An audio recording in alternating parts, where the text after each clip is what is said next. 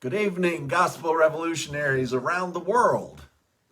This is Michael Lilborn Williams coming to you live from the bonus room above my sister's garage right here in the secret city. Still got this sign coming up asking me if I want to share the video. So yes, we do. We have good news for you. We are announcing not for the first time in the history of the world, but to join forces, my collar's messed up, but to join forces with all of those who would say such a thing and agree with such a thing. We join in to announce a complete repudiation of the works of the first Adam, the one who brought sin, regardless of its definition, into this world.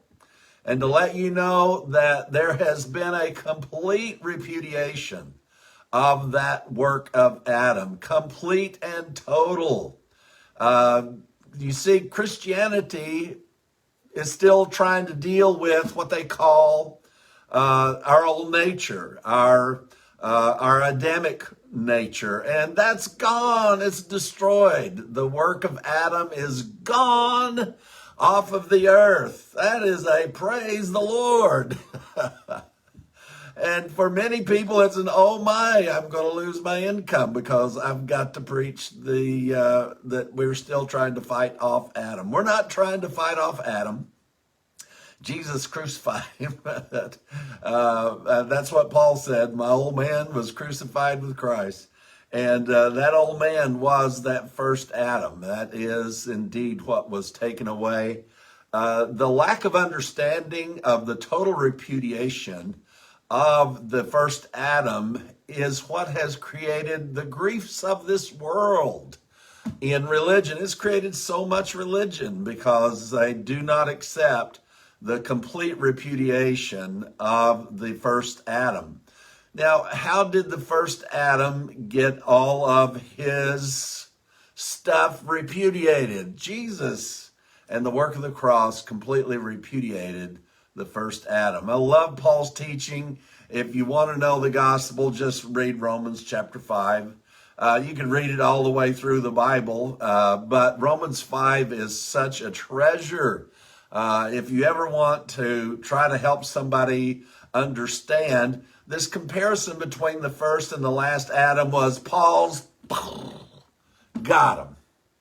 There's no escaping the contrast between the first and the last Adam. And Paul made it very clear in Romans 5.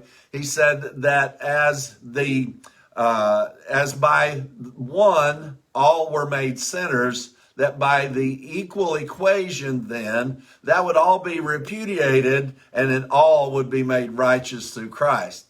You see, all of the rules, the regulations, you got to believe, you got to do, you got to whatever, they're all lies. They're all complete lies. There's nothing you have to do to become righteous. Righteousness has flooded this earth, and God has given us his righteousness in unmeasurable quantities. What you'd say, well, what kind of immeasurable quantities, Michael? He gave us his righteousness. And that is immeasurable. That is what we have. We have, you have, we all have God's righteousness. Now, God's righteousness and knowing that that righteousness exists completely and totally without anything other than just validation. It's all we've got here is putting a stamp of approval on the work of Christ. And that's really all you can do is acknowledge the work. You can't do anything to get it to work. It did work. That's what the cross was. The cross is a it did work. It's not a it will work if you Oh, that is not that'll trigger my gag reflex even without trying. This is such a powerful understanding of the gospel. And to all, regardless of your views on everything else, if you teach that the work of Christ canceled out the work of Adam, man, I'm telling you, you deserve a trophy. We're passing out trophies tonight. You deserve every acknowledgement that there is of teaching a right thing that is the most powerful thing that I think that the framework and understanding of this can possibly give us of the gospel is this comparison between the first and the last Adam. He has been repudiated. I like that word. I didn't just find it, but it is a nice word where used appropriately. Isaiah prophesied this complete repudiation of the work of Adam. Isaiah, Ezekiel, and Daniel, Moses spoke of it, of this complete repudiation of the work of Adam, and that the righteousness of God was going to reign on this earth in ways that we could not even possibly fathom, because we can't measure God's righteousness. And that indeed is what we have. There's a lot of places to go, a lot of things to look at. I actually was just going to read verse 8 out of Isaiah chapter 45, but I looked above it and I realized, my gosh, there's a verse that is controversial. So I've never been able to avoid controversy. I don't like controversy, but I've never been able to avoid it. And here we're going to read in Isaiah chapter 45 and hopefully shed a little bit more light on this, but read in the context of Isaiah, this powerful prophet who foretold of the work of the cross. In Isaiah 45, verse 7, now you have to put this in its context. You can't pull it out of its context, knowing that Isaiah prophesied and told of the way things were and the way things are going to be. Now, regardless of whether you think they always were or not, Isaiah did not teach that. Isaiah and Ezekiel and Daniel taught things were one way and that at the cross, everything was going to change. And that's exactly what we teach here. We try to find where this has been taught in the scriptures. I've had some wonderful conversations this week, but I'm left with exactly the same question in all of the discussions that I've had so far about the issue of mysticism. I've gotten some wonderful teachings, and they've tried to help me explain, because I'm truly trying to understand this and how this teaching makes sense, and whether or not I need to embrace it or not. Hey, I've changed my mind before, and I may change it again. But so far, everything that I've gotten, and it sounds really good. It's good teaching. It's like something that I would cuddle up to. But nobody taught it in the Bible. Isaiah didn't teach it. Isaiah didn't teach that things have always been this way. Ezekiel and Daniel, Paul, no. Now, I get called a literalist and a few other things, hopefully not too choice of words, because most of the people who disagree with me are really wonderful people, and that I also disagree with them. But this is a point that I think we need to resolve, and I'm trying my best to open up to what they have to say. And I hate to say they as though it's two different teams here, because we're all one in Christ. But I am trying to understand this doctrine, which to me is clearly mysticism. And many of them state that it's mysticism. And there's nothing wrong with a good mystic. I mean, they always have such a wonderful way of taking away all the negative aspects of things that people believe about God. But you see, Jesus took all of that away. We don't need a mystic's help to do that. But you have to understand that things were not always this way. And if everything was done before the foundation of the world, we have to understand that even what happened in the Garden of Eden was a part of God's plan. That there was needed to be a process to come to the conclusions of where we are now. So Isaiah 45 verse 7 says, and this is God speaking through Isaiah, I formed the light. Would everybody agree with that, that God formed the light? And create darkness by virtue of the fact that he created light and the fact that he created all this in big circles. By virtue of that, and these all turn, he also created darkness. That's pretty reasonable, I think, wouldn't you say? And he said, I make peace and create evil. I, the Lord, do all these. The word things is italicized, so we'll leave it out. But the word evil is probably going to freak a lot of people out. But as I've looked through this, and this is the best I can do with it, it simply means I create vexing, especially when you compare it that if the opposite to light is darkness, then the opposite to peace is not evil, but the opposite to peace is a lack of peace, a vexing, a conflict, if you will. He said, I create the conflict. I create peace and I create conflict. And if you look at what Jesus did on the cross, if you don't see conflict, I don't know if you could ever see conflict, what a conflict that was. Now, God says he created that conflict. But that conflict resulted in a declaration of peace that is so powerful that he said through Isaiah, and Isaiah speaking here in verse 8, and says, drop down, ye heavens. And let me assure you, the heavens did drop down from above, and let the skies pour down righteousness. And let the earth open, and let them bring forth salvation, and let righteousness spring up together. I, the Lord, have created it. Whoa. So look what God hath created. He created the light. He created the dark, right? He created peace, but he also created conflict.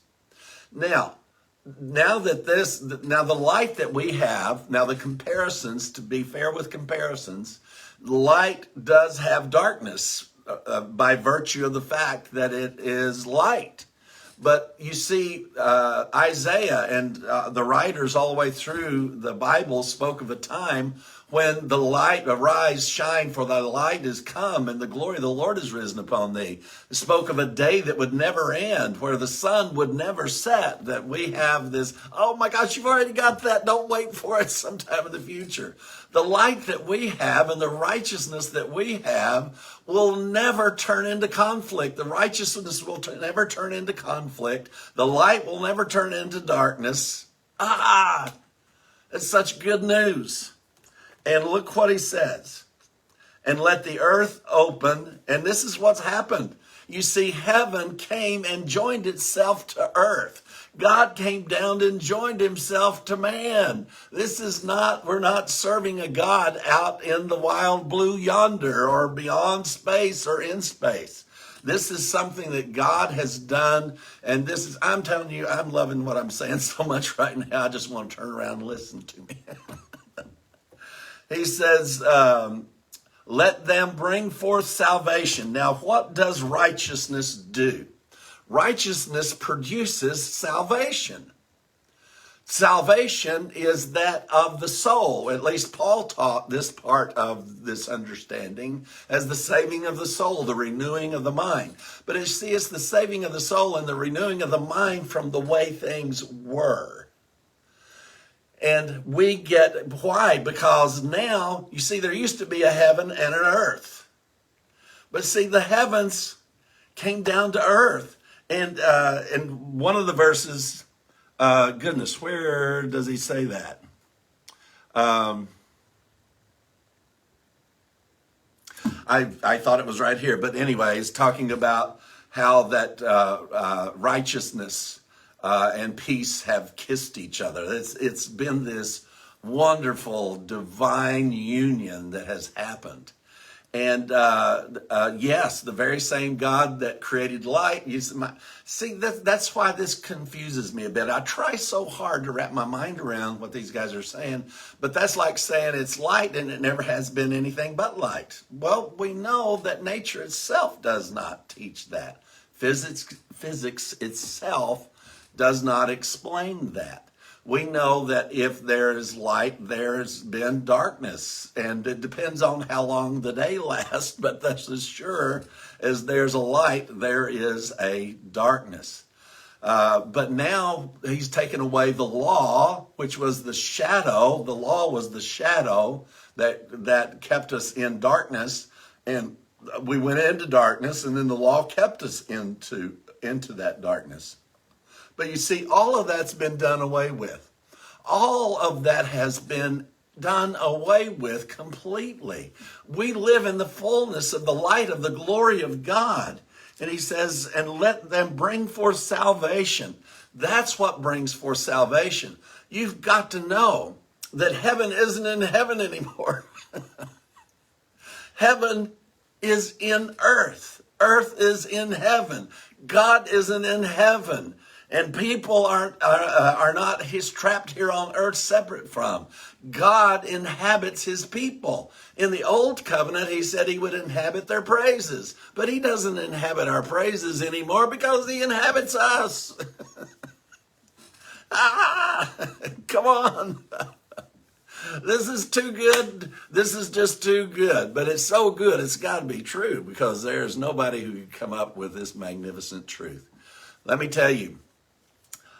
There's been a complete repudiation of the first Adam and a complete validation of the last Adam. Read Romans chapter 5. It is as clear as a bell. You are righteous. The whole planet's been flooded with the right. You say, yeah, but Mike, that. No. You see, why is it that we can't accept that the whole earth is righteous, even though some people do bad things, when we, on the other side of the scale, we use it just the opposite to that to prove otherwise?